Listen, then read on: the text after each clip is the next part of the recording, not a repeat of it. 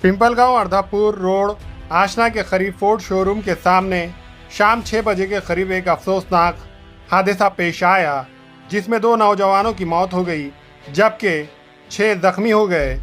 इस ताल्लुक से मिली मालूमात के मुताबिक अर्धापुर से नांदेड़ की तरफ जा रही एक स्कॉर्पियो गाड़ी अपनी सही सिमत में थी, लेकिन अचानक एक शख्स सड़क पार कर रहा था।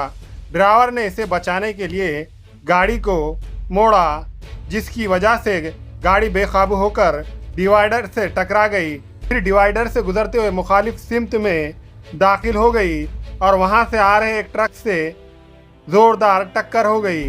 यह हादसा अर्धापुर तालुके के पिंपलगांव फोर्ड शोरूम के सामने पेश आया।